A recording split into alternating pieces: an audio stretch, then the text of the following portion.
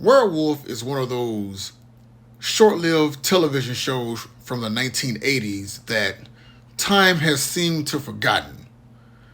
Now, back in 1987, Werewolf was part of a lineup on Sunday nights that would kickstart Fox programming on Sunday evenings, along the likes of Parker Lewis Can't Lose, The Adventures of Beans Baxter, and more famously, Married with Children.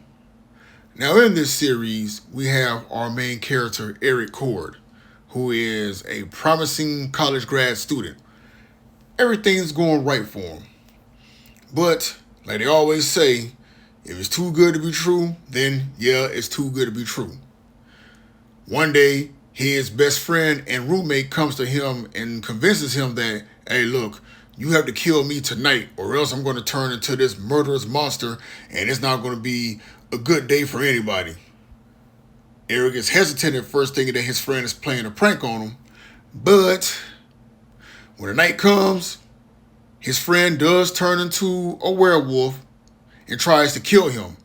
Eric is successful in killing his friend and roommate, but unfortunately, Eric is bitten by his friend and the werewolf curse is passed on to him. And anybody knows that when, yes, like I just said, when there's a full moon, bad things do happen for those who just happen to be werewolves. Or, correction, bad things happen for those who happen to be around somebody who's a werewolf.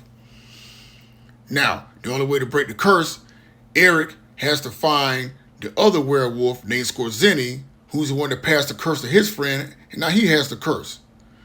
And therefore, if he's successful in killing Skorzeny, he breaks the curse. All at the same time, avoiding this bounty hunter named Alamo Joe Rogan. Yes, that's the guy's name, not to be confused with the podcaster Joe Rogan. He has avoided this guy. And the whole time he's on this quest, he actually runs into people that are in need of help, whether being bullied by an abusive father, stepfather, or there's some kind of evil crime going on, whatever. Whenever he turns into a werewolf, he doesn't lose all sense about himself, because even in his werewolf form, he still has his humanity, and he still does what is right.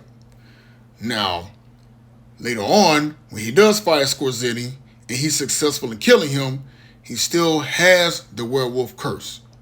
Now he's on another quest to find the guy who was the originator of the werewolf bloodline that turned Skorzeny. And once he's successful in finding him and killing him, then his curse will be broken. But unfortunately, as with all good things, Werewolf was canceled in August of 1988. Not because of the ratings, but because of the budgetary cost per episode. And even when you look at some of those episodes, you can tell that they recycle footage of Eric turning into his werewolf form, running, action sequences, all that stuff. Now, I will give this series credit that, not gonna lie, it took me a while to watch this because I was afraid of all kinds of monsters and stuff, when I was a young kid, especially on TV. But once I sat here and watched this series, I'm like, this isn't so scary at all. It's actually pretty freaking awesome. And I have to appreciate the fact of the puppeteering and practical effects used in this series. The acting is straight. Every episode, in my opinion, well written, especially since it was back in the 1980s.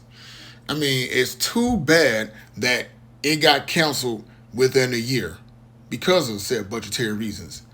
And another thing that's on my mind, instead of all these television shows, these television networks keep, continuing all these TV shows that had closure back in the day and doing them as a reboot or continuation, this is one of those series that I felt that should have had closure to it.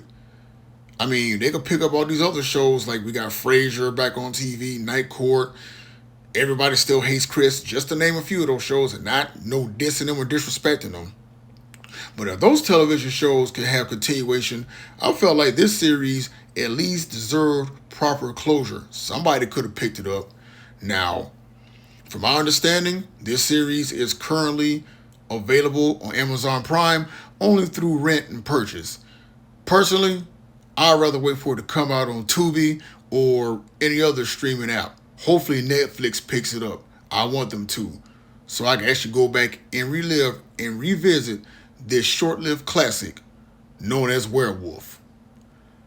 Just my thoughts, just my opinion, and as always,